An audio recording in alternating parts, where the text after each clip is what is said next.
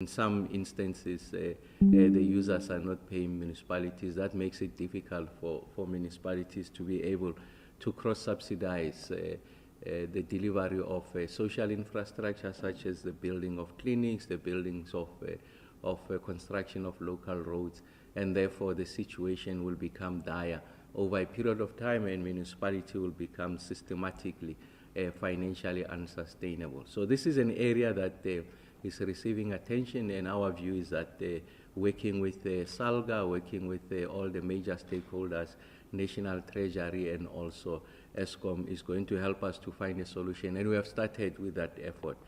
We have made the point that the amount of illegal connections, in addition to posing immediate physical danger, could result in fatalities. We have seen in some communities has resulted in people being electrocuted, kids that are playing without the knowledge of these illegal connections. We have seen the number of fires that are happening in some of the major urban centers in the country.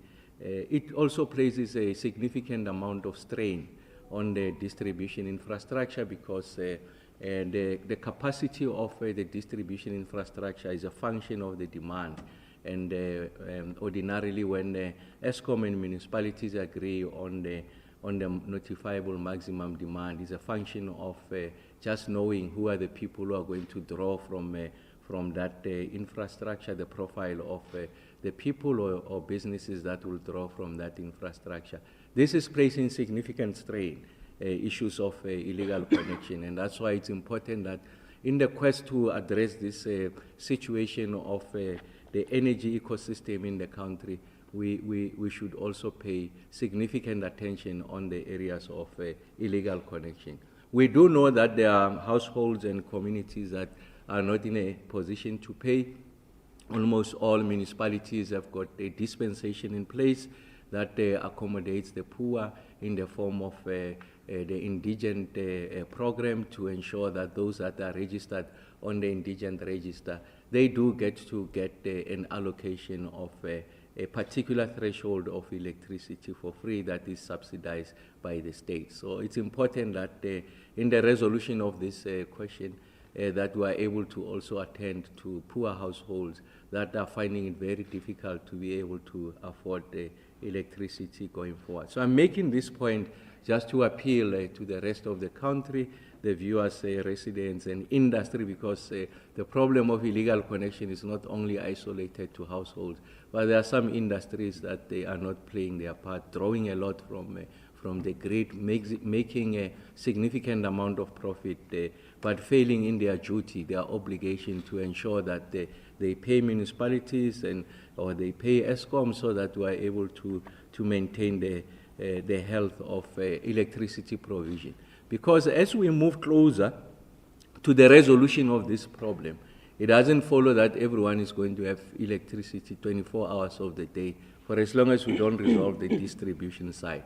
So as we are seeing significant amount of the lowering of the intensification of load shedding, and in fact the significant periods of the day that we don't have load shedding, we are beginning to get to a stage where we have full days, 24 hours of no load shedding.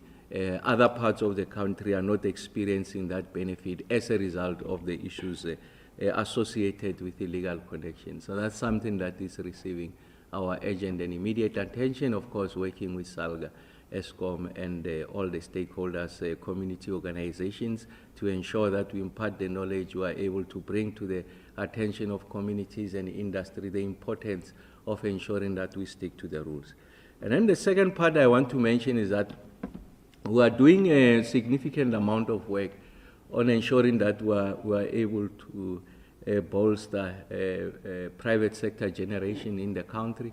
And one of the enablers is the question of wheeling. We made the point that NERSA is considering that wheeling framework, but we have been running also parallel to that a pilot with Vodacom that is able to introduce what we refer to as virtual wheeling.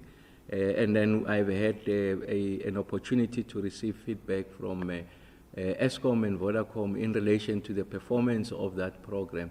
and it's showing exceptional benefits. The first one is that a wheeling framework, really what it seeks to do is to energize private sector transactions to happen from a generator of electricity to a private off-taker, and that gets to be accounted for in the ESCOM system. So the benefit of virtual wheeling first is that municipalities are not going to lose their income, because the municipality will still continue to bill whichever party is participating in the wheeling agreement, and the party still has an obligation to also meet its contractual obligation to the generator. And what ESCOM does, it takes the payment that is made to the municipality, the payment that is made to the private generator in the context of a power purchase agreement, and ESCOM is able to refund the off-taker, because what it means is that there's a double billing. It means that the off-taker has already paid the municipality what is due to the municipality, but the off-taker also is paid, has already paid the generator with whom he or she has got an agreement to provide a significant number of megawatts. So it means that the off-taker or the purchaser is paid twice, is double billed. So ESCOM is able to refund. So in that way, we think that we are getting closer to energizing or giving life to the private sector, so that we are able to find new generation capacity. Now let me take the opportunity to take you through what has been the performance of the grid over the past week. As you'll remember that we use the period Monday to Friday for us to be able to give you an indication of how the grid has performed. I always make the point that we are one of the few departments whose performance can be easily measured, and how you measure it in ordinary person is the number of hours that your lights are on or off, and in that way you are able to determine if there's any improvement in the resolution of load shedding. And of course, by all accounts, all measures, you can see that we are beginning to register progress. I had made the point in our last briefing that we are turning the corner. And I did say that the Kusile units are sitting on the critical path, even when we have not received the benefit of the two units, Unit 1 and 2. From Kusile, we now have the benefit of Unit 3. Even outside those two units, we can see that we are turning the corner. And I did make the point that we'll be firing Unit 5 by end of the year, and we are going to see significant improvement. So what has been the story of the past week? The first one is that we did commit that we'll continue to ensure that we invest a lot of our efforts and resources on planned maintenance. ESCOM did share with you their summer outlook, and they've indicated that at the peak of the planned maintenance, we should be sitting at about 7,000 megawatts. Now, the week that was, we are averaging about 5,381 megawatts. This is significant relative to what was the situation when we went through the winter period. We're sitting at about, we kept it around 2,500 megawatts. So we have doubled it, and of course, without any intensification of load shedding, of course, that is also supported by the fact that we are seeing a reduced demand. So we are using the opportunity of a reduced demand to ensure that we continue to intensify planned maintenance. I did make the point that this is a discipline that is going to inform the manner and the way in which we are going to conduct ourselves going into the future. Of course, there are legacy issues that undermine ESCOM's ability to invest comprehensively on the maintenance side. But with the fiscal support received from National Treasury, that provides an avenue for ESCOM to go that route. So the first part is we are continuing with planned maintenance. And the area that is also gradually beginning to show some improvements is on the unplanned capacity loss factor, so the rate at which these units are failing. And this really is a is a manifestation of the investment that the generation team has made in ensuring that we improve plant maintenance. There's a correlation between plant maintenance and the rate of failure of the units. So what the team is beginning to see is that when they return the units remain on load for longer periods of time, and they approximate their design capacity. So the efficiency is improving, their reliability is improving. So that's the benefit that we're getting. We did make the point early in August when we reached stage 6. We said that this really represents what we refer to as a short-term pain and long-term gain. And I really want to congratulate the team at Generation for the work that they are doing. So they're beginning to introduce and inculcate that discipline, and we're beginning to see the results of that discipline. So if you go back to the ESCOM summer outlook, you remember that they've indicated that their projection is that the unplanned capacity loss factor should be at about 14,500 megawatts. That's one of the scenarios that they've generated. So when we look at the week that we're sitting on average at about 14,100 megawatts. But what is significant is that there are considerable number of days where we are seeing a situation where we are below 14,000 megawatts, even before the return of the Kusile unit. So this is significant, I must say. Even today, we are sitting at around 13,000, below 14,000 megawatts. So we are surpassing those projections. And I want to say thank you, kudos to the team at Generation, doing exceptional amount of work. This is important to ensure that the system becomes reliable. We are able to lessen the intensity of load shedding and ultimately address the monster that is load shedding. And of course, you can see that what has been driving the issues around the losses is really on the partial load losses.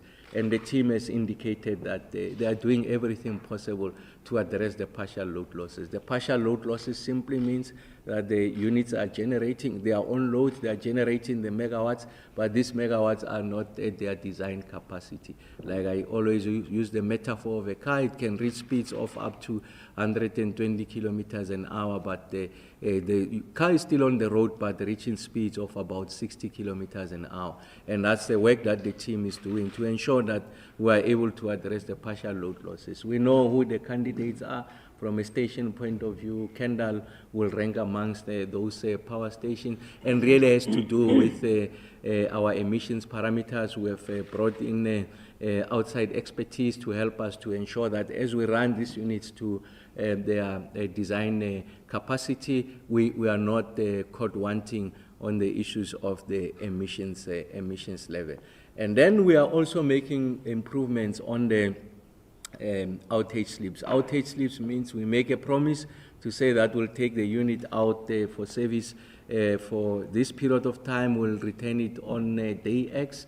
And if we commit and we do deliver it on day X, it means that there are no outage slips. We are living up to our promise. And if you don't return it at that time as you have made the commitment, that results in what we call outage slips. So therefore, we are not able to give the promise of maintaining or lowering the stages of load shedding because we had anticipated for the unit to come back, and the unit has not come back as promised, and that's why it's an area of attention. So when you put all of these things together, the rate of failure of these units, when you take into account the issues of the partial load losses, when you take into account the issues of the outage slips, those have got an implication on the capacity available. So what do we want to achieve?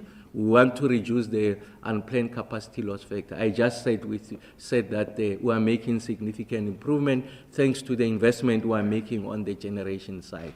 I do make the point that the partial load losses requires attention. It's something that the team is exerting itself, and we are confident that we should be able to get that right. And then I did make the point that we are addressing the issues of outage slips, and then we can see a gradual improvement. The last week we were sitting at 1,148. I've made the point previously that for us to have a better appreciation of the improvements that we are making, we must measure it not in weekly intervals, but over an extended period of time. So we have chosen to use the month of May as our baseline. So if you like, our reference point. And then if you look on the issues around the planned outages, planned outages, when we started in May, it was 3,120. So planned outages, it means out of our own volition, having examined the risk inherent in one unit or the other, we decide that we're going to take this unit at this time. We'd have planned for it, because that's what planning means, that the replacement equipment is there, the skills are there, and of course the workshop are ready. The workshop is ready to receive these units for repair. So when we entered the period of May, that number was sitting at 3,120. So it means that we took out 3,120 megawatts of these units to go and fix them.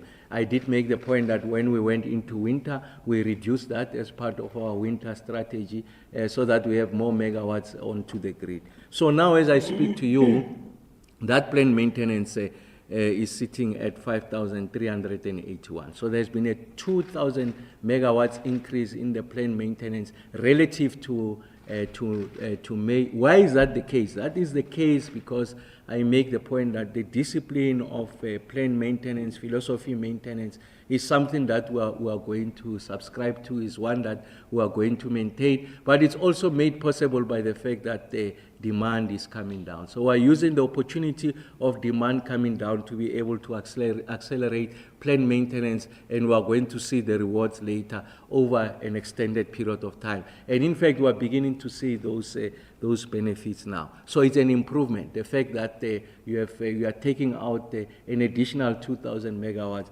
without the degradation of the intensity of load shedding, I think is something that is to be welcome.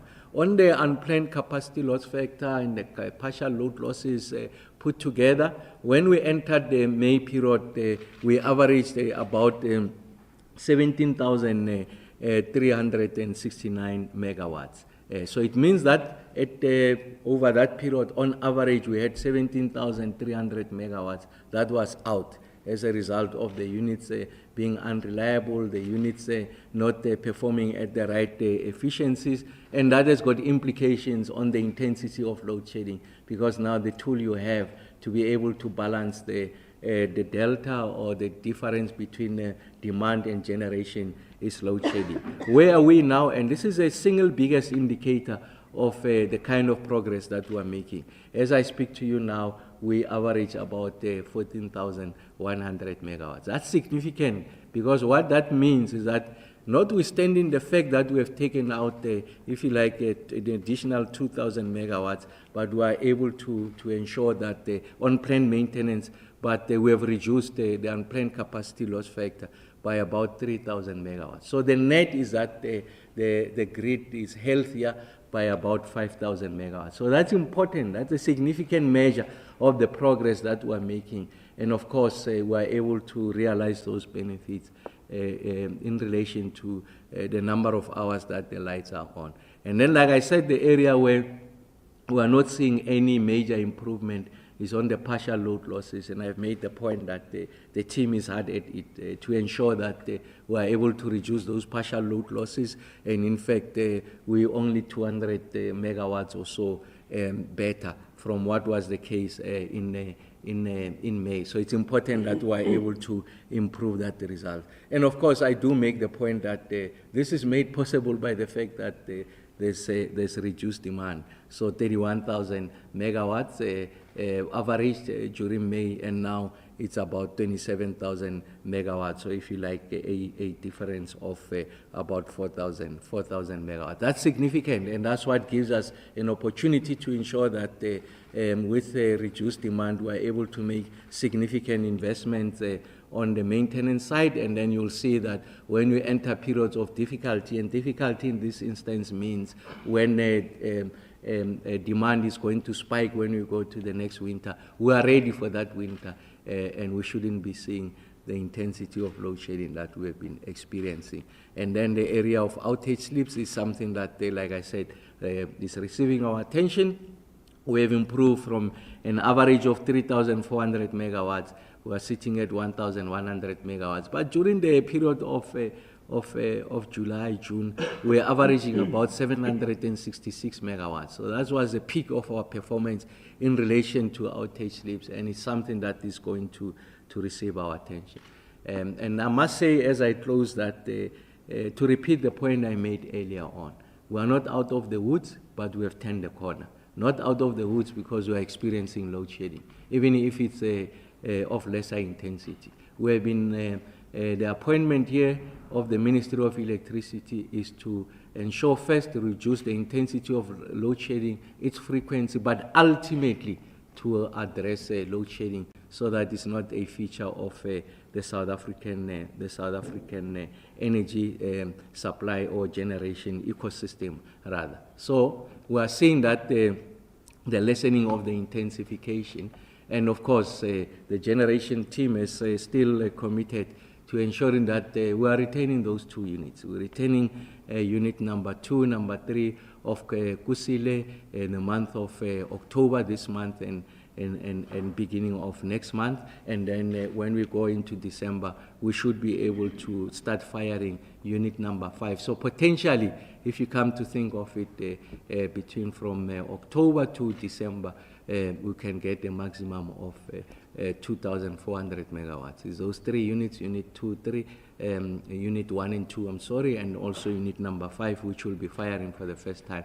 And that's the point I was referring to, that we are not out of the woods, but we are turning the corner. You can see there are green shoots. The fact that you can go for a day, whether it's a weekend or it's a weekday, without load shedding, it's psychological. It's a major victory. We had not done that over a period of time. Notwithstanding the fact that demand has gone down, but I've just illustrated that the available capacities is sustaining at those levels close to about 60% of the EAF, and then we'll be retaining these units, and there's going to be significant improvements in relation to the energy situation. Like I said, new generation capacity will be key, and that's why we are accelerating those efforts, including the potential of the import from neighboring countries. So thank you very much, Taki. I thought I must give that update. Thank you very much, Minister Kgosientsho Ramokgopa, for the update. We would now like to open the floor and the media WhatsApp group for a question and answer session. We'll start with media that is present in the room, followed by questions that are on the GCIS Media Updates WhatsApp group. By show of hands, do we have any questions? You can use the table microphone. Heidi Joggers from ENCA. I just want, Minister, if you could just please elaborate a little bit more on how you're going to tackle the issue around municipalities, because this is clearly a problem that's persisting, and I mean, it's a huge problem, which really cripples Eskom's revenue collection. So how better are you going to handle the situation, especially because it's not a new problem and it's been there for a while?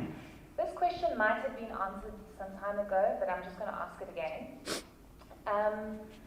The city of Tshwane has indicated that it wants to refire the Rooiwal power station, and they are calling on private sector to come in and possibly fund that project.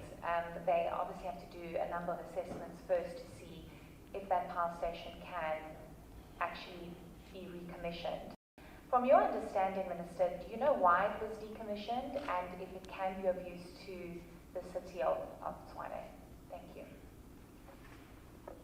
Thank you, Heidi. Do we have any more questions in the room? If not, Takalani, can we take questions on the WhatsApp group? Thank you, Zagano. We have, I think, 3 questions from Helmo Cruz from Independent Media. One is why were power imports in August lower than in July?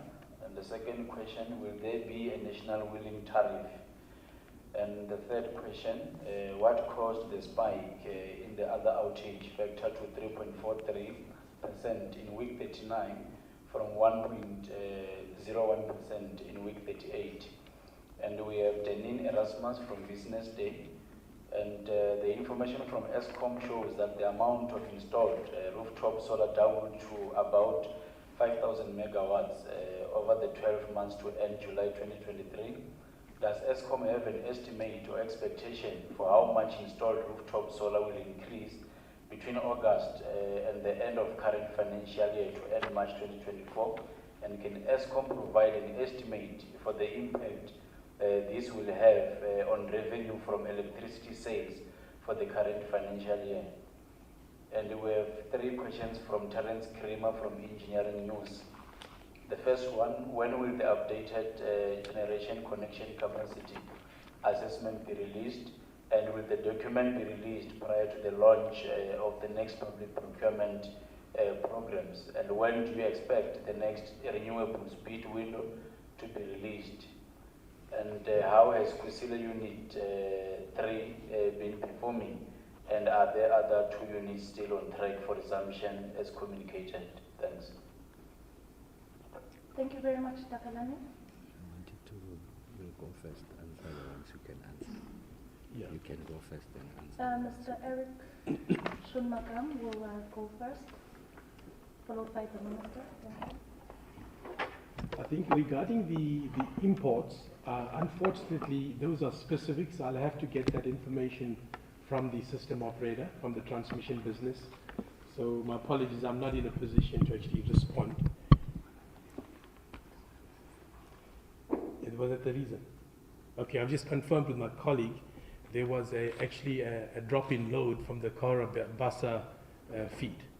The other question, then, Minister, was that I was just jotting down sort of the generation questions. I think the Minister will probably help with the issue around the IRP and the bid window. Just in terms of the Unit 3 performance, I can confirm that in terms of its sent out, it's now sending out 720 megawatts. And I think, as highlighted by the Minister, what we are seeing is very stable performance from this unit. So in terms of its capacity, in terms of its design, 800, but you're aware that we use some of the megawatts generated for the plant, and in terms of what we are contracted to send out, it's 720. So this morning I can happily respond that Unit 3 is generating 720 megawatts. In terms of the other 2 units, I can confirm that we are on track. There's 2 parts to the program. Number 1 is ensuring that we have these temporary stacks built in time. We are definitely on track. Unit 1 is now ready in terms of the construction program. The team's busy with the actual commissioning. And as promised, we should have that unit coming on track at the end of October. And then Unit 2 is planned for November. And as highlighted by the Minister, Unit 5, which actually had a fire issue, is planned to come in the 4th week of December. That will be the first synchronization. So potentially you're going to get 4 units supporting the grid. This also, I think, bodes well for generation, because from around 15th of December, we use that opportunity with, the factories generally closing. We use that opportunity to step up the planned maintenance. And in terms of the generation maintenance plan, this is when we try to recover between, the 15th of December and the 2nd week of January. This is when we get to do an extra 1,500 to 2,000 megawatts in planned maintenance. Okay. Thanks, Minister.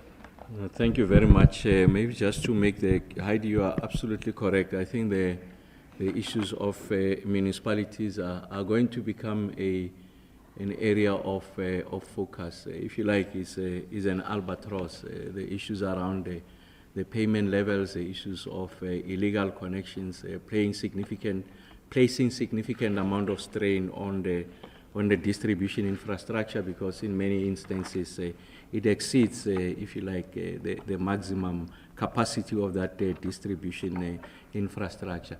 Of course, sitting here as a minister, I really don't have the powers to address that. So, of course, it's a function of the intervention made by individual municipalities, and as part of the interventions that the National Treasury is proposing for purposes of writing off the debt to ESCOM. Part of the requirements is that first, municipalities need to address the issues of illegal connections, and then secondly is to ensure that the municipalities or households rather commit themselves to allowing that we have a prepaid meter system, a dispensation of a prepaid meter system, and then thirdly is that they have to be diligent payers over a period measures consecutively over 12 months, and if that happens, then they are into consideration for a write-off in relation to their debt. Of course, we have not resolved the bigger problem. That bigger problem is that still with that interventions, municipalities will require a substantive amount of money to invest on the refurbishment, replenishment, and maintenance of the distribution infrastructure. As you know, is that a lot of them are finding it very difficult. Their revenue collection is significantly being eroded as a result of bigger questions in the economy, and load shedding, of course, is a major contributor to the performance of the economy, a structural constraint, and that has got a significant impact on the ability of municipalities to reinvest the money into maintaining this infrastructure. So what we are looking for is to find a solution, an instrument that will make it possible that as we have conversations around how you address the debt questions, in the short term you need to fix that infrastructure. Someone has to come into the picture. And of course there are provinces like Gauteng, for an example, the provincial government is on record to say will come into that space and help to address the infrastructure requirement, the capital requirements. Of course, there are accounting issues, who owns the asset, who gets to account for the asset. That's a technical accounting issue that needs to be resolved. But I think the bigger issue is that the municipalities on their own, they are unlikely going to address this situation. So it's important that we are able to come into the party, the 3 spheres of government, and ESCOM, of course, and as a major player in that space to ensure that we resolve this. Of course, there are constitutional issues. A more legalistic approach is that the Constitution says the reticulation of electricity is an exclusive domain of municipalities. But like I said, ESCOM has entered that space as a result of challenges that municipalities are facing, and ESCOM is discharging that responsibility. So what's the long and short of it? It's a complex problem that requires answering, but you can't have a situation where communities and industry goes for days to no end without electricity, when in fact some of them can show that they've been diligent payers. And we have been able to confirm that in many communities. You go to Komati, it's the same thing. You go to parts of Soweto, Deep Kloof, you go to Orange Farm, many parts of the country that I visited. Diligent payers, of course, they are victims of municipalities that are unable to replace the failing infrastructure. And I did say that in part some of it has to do with these illegal connections. So we have to address conditions of illegality. We can't continue to postpone it. The state must exert itself. The state must come into that space and ensure that you remove all this illegal connection, and of course protect the poor. I think it's important that in that dispensation you are not hammering the poor, you are going to protect the poor, and then we've got a grant dispensation that makes that possible. So that's not an issue. It's about those that are connecting illegally, placing an onerous burden on municipalities and putting lives at risk. And then, Heidi, we welcome any initiative, it is myself, on additional generating capacity. So the city of Tshwane is sitting those assets, Rooiwal and Pretoria West power stations. Of course, decommissioned some many years ago. That was a function of the fact that we had excess generating capacity, electricity relatively cheaper as these units were aging, and the municipality made that determination. But in the context of an energy deficit that we are having and the assets that are lying idle, of course, the municipality has made a determination that they want to go that route. And of course, they are looking at innovations of how you can engage private sector players. I'm sure they can speak with authority there. Just the general principles where we are is that, and also that's how I understand it, the municipality is looking at a lease arrangement. So essentially finding a private sector player, investing their own money, resuscitate the plants, and then get the megawatts onto the grid over a period, a contracted period that they would have agreed to. The asset reverts back to the municipality. It does two things, that intervention. As I understand it, the first one is that additional generating capacity, and then the second one is that the state still remain the custodian of the asset because it will revert back to them much later. And then on the issues around the national wheeling tariff, so part of that framework, Helmut, that is being considered by NERSA is to resolve exactly that. So we'll wait for that outcome from NERSA. For the framework advocates for that, so that there's consistency in how we are applying the wheeling tariff, so that we are able to eliminate a situation where there could be a municipality that builds into the wheeling tariff foregone revenue. So by that I mean, as a result of a good payer deciding to purchase electricity from somewhere, then the municipality penalizes that player to say, I was meant to receive so much money from you. So in the computation of the wheeling tariff, they build into that foregone revenue to compensate for exactly that, for revenue that now they are not receiving. So it's important that you are able to introduce that discipline going forward. Yes, the next bid window, Terence, I know it's an issue that we have been raising consistently. The last when we engage with the DMRE is that they should get it by end of this month. Of course, we had expected that they should have gone out by end of July already. So you can see we're way out of those timelines. And I think the agency is important, just an appreciation of the scale of the problem that is confronting the country. I think the speed with which we go out to the market and we are able to get to preferred bidder status and allow the developers to close get to financial close, go into construction, get the megawatts onto the grid is important. It's going to be key in helping us to resolve the problems going forward. And then on the issues around the rooftop solar, first is that I think the question was, do we know, have projections on whether the implications of the rollout, the aggressive rollout of rooftop solar on the revenue, what that implication is. I'm sure ESCOM, if they have an answer, they'll provide that. I just want to raise a bigger issue.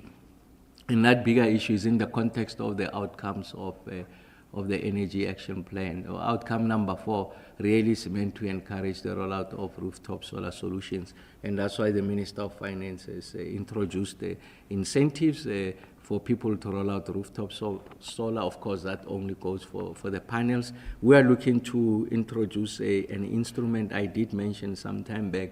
We are working with some of the pension funds to make it possible for other people to also get into the space. Because remember, the incentive by the Minister of Finance presupposes that the households and industry are sitting on unencumbered cash, they are liquid enough, or they've got the right credit profile to raise money from the bank and make the upfront capital costs, roll out the PV, and then get the rebates later.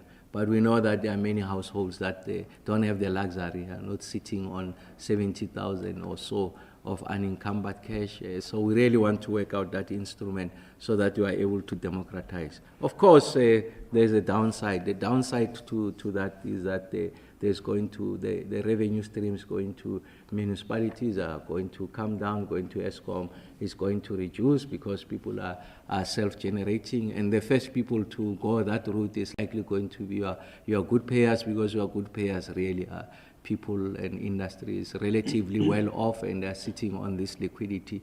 They are the first ones to go onto this dispensation and undermine the ability of municipalities to collect. And that's why in the DORA, if you like, dispensation, the division of revenue, what gets to municipalities. Remember that is based on the assumption that municipalities average, especially our metros, are able to raise about 90% of their income, and only 10% comes from the National Revenue Fund. So you need to rethink creatively on how you are going to address that, because now municipalities, as you know them today, are unlikely going to perform their constitutional function because their revenue streams are getting to be truncated. So it's just a complex set of matrix that requires answering. Although on the one side, the benefit is that first you are greener, municipality, households and industries are able to self-generate. If you are going to go into a dispensation of the feed-in tariff, which we are considering, they are likely going to get an additional income. They make upfront capital investment. They generate excess capacity over a period of time as a result of the feed-in tariff. Feed-in means that excess generation, that which I'm not using, I feed it back into the grid for a fee. It means that they've got annuity. Then the return on investment on the capital cost investment is shorter, and over a period of time they are making money. There's a downside to every intervention we are making. So the key is to balance that, because the last thing you want is that in the resolution of one problem, you are creating a bigger problem, which is essentially the liquidation of municipalities, and essentially municipalities not having the ability to address and meet their constitutional obligations. So it's that delicate balancing act, and I must say and give you the assurance that working with COGTA, SALGA, all the players to ensure that we were able to provide that solution. Thanks. And I've answered them. Yeah. Thank you very much, Minister and Mr. Shun Makan. We will now take the last round of questions. I would also like to introduce Mr. Bruce Moyo from ESCOM's... Prince Moyo from ESCOM's Transmission Division. Do we have any more questions in the room? Takalani, do you have questions on the WhatsApp group? Yes, we do have Takani. We have Chris Yelan from WE Business Intelligence. And the question from Chris is the current demand indicated by the minister is about 27,000 megawatts, which is very low. Is this 27,000 megawatts the total demand from all customers in South Africa? Or is this the residual demand that is met by ESCOM, which is excluding the demand met by IPPs and customers of electricity through own generation? And Miriam Isa, also from WE Business Intelligence, please can the minister indicate the percentage of the total money received by municipalities from National Treasury for free basic electricity to indigent households in South Africa in the last financial year that was actually dispersed to indigent households for free basic electricity in South Africa in the last financial year?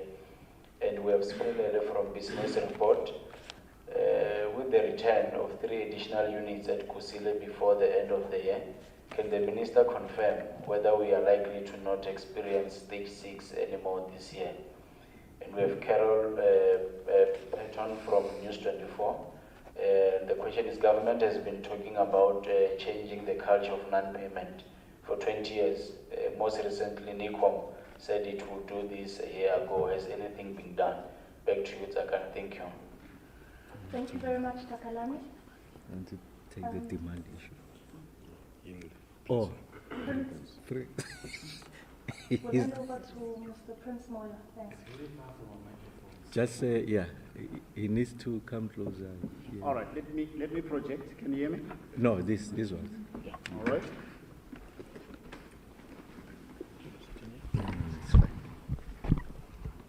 Thank you. I'll attempt to answer the question from Chris Yelland on demand, the 27 gigawatts. I think the table does illustrate that it's a peak forecasted. So this is a peak demand, and this is what the system sees. And if there is self-generation behind, I think that would obviously mean that the actual demand is higher. But I think with what we know, and that being peak, it is not very likely that there is a lot of self-generation, because that is peak.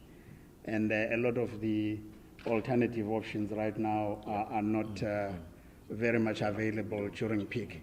So that is generally what the country demand is for all intents and purposes.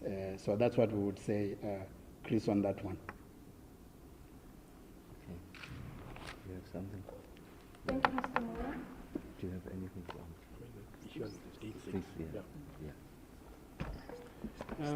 add? I'll take the question in terms of the stages. I think you know, we do acknowledge that as much as we are getting much more stability, for example, at stations at Duva and Tutuka. I mean, just to report at Tutuka, we now have 4 units running. And just as an example, we had a challenge over the weekend. We were able to take the unit out and you know, bring back the unit. So Tutuka is producing 4 units. In terms of the scenarios that we've projected in the summer outlook, this is done independently by transmission, and I think you're aware that we've done 3 scenarios. Generation's objective is to reduce UCLF to below 14,500, and in that scenario, we would look at you know, containing it to not more than stage 4. I think against the backdrop of the unreliability, as we sort these units doing proper philosophy maintenance over the coming months, we should see that stabilize. So I think generation's objectives is to contain states load shedding to not more than stage 4. And just to sort of give you an indication of the landscape for the coming week, it would be stage 0 for during the day, and post 4 o'clock in the afternoon, we will do stage 2. Once again, the objective there is to build up some of our water reserves. That would be my feedback. Thank you very much, colleagues. Just to make the point that as our colleagues from Generation has indicated, I think the most enduring resolution to this problem, as indicated, is to make sure that the units, when they return, they remain on load and they approximate their design capacity. So address the reliability, address the efficiency. And I think Tutuka is an excellent example of what the team has achieved. I mean, for a very long period, they were only operating on 1 unit, and now they are consistently operating on 4 units. It's as a result of what the team has done, the support that we receive from National Treasury, the 254 billion rand of fiscal relief. The team is able to place that to use on some of these power stations that had been notorious for underperformance. The fact that the Generation team had taken some of our most experienced engineers to run some of these power stations. Mr. Bruce Moyo, one of those at Tutuka, as an example. No, this is Prince. Bruce is the one at Tutuka. I will not take you there. Yeah. Bruce is at Tutuka. They are doing exceptional work, of course, supported by the colleagues at Megawatt. So you need to resolve the issues around the reliability and performance of these units. And that's why making the point that during the period in December when factories are closed, of course, the demand will come down significantly. They are going to ramp up plant maintenance. You need to fix these units. And if you look at the recent past record of what the team has been able to achieve, is exceptional. I know that they will not blow their own trumpet, but the team has done exceptionally well. I register that with them all the time. Being typical engineers, very modest about their achievement. They want to do more, very selfish in relation to performance, and we encourage them to be selfish in this instance. And selfish means to perform better and better going forward. And in this way, you are going to even wipe wipe out, remove that scenario that they projected. As is indicated, that scenario of keeping it below stage 4 is based on the assumption that your UCLF is at about 14,500, but the team is doing better than that even now. And when the units come back, they are likely going to improve. So we should be seeing the improvement going forward.